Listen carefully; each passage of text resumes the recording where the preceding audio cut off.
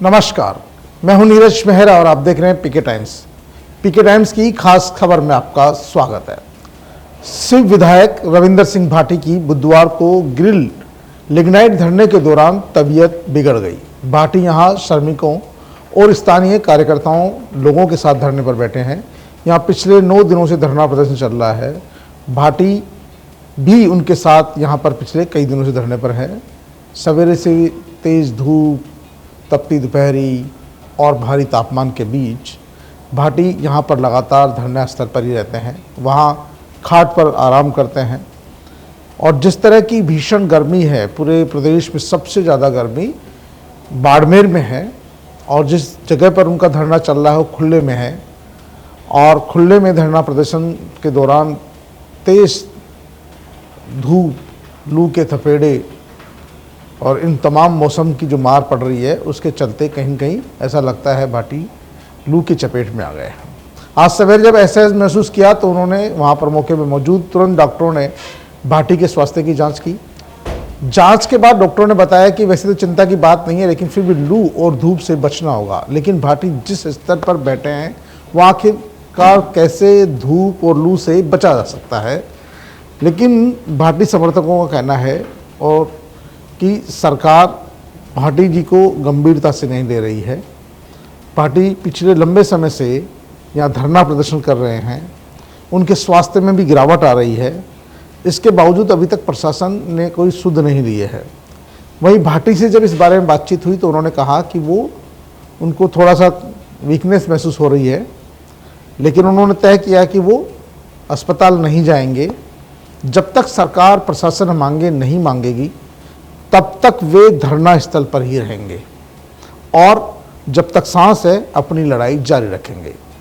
भाटी ने कहा कि सरकार को चाहिए कि वो यहाँ स्थानीय लोगों की जो ग्रिल में कार्यरत मजदूर थे, श्रमिक थे, उनको रोजगार के 8 घंटे जो काम कर रहे हैं उनके 8 घंटे रोजगार के तय कर दे।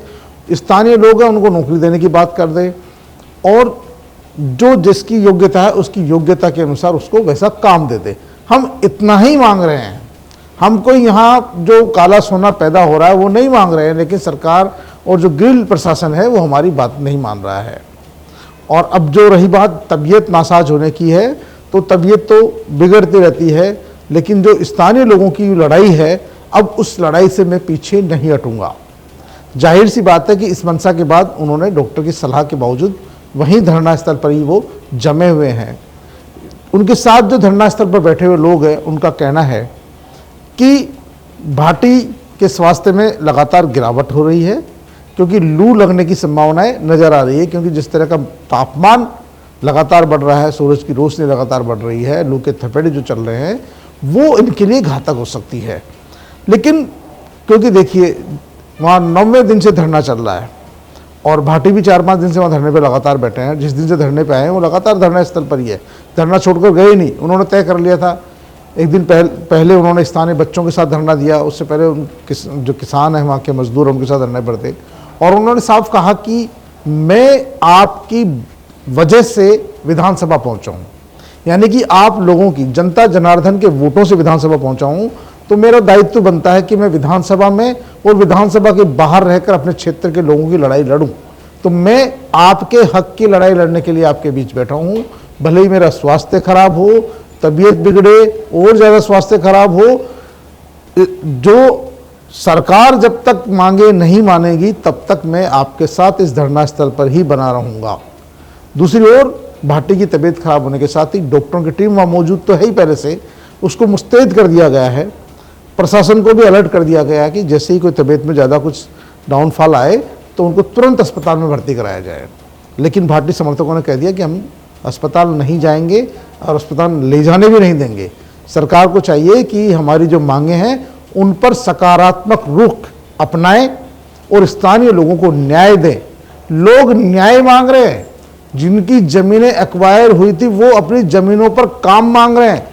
जो पहले सरकार से वायदा किया गया था ग्रिल कंपनी ने, वो उनको मजदूरों को रोजगार नहीं दे रही है, उनके रोजगार छीन लिए, लोग घरों में बैठे हैं, उनके पास खाने के दाने नहीं है।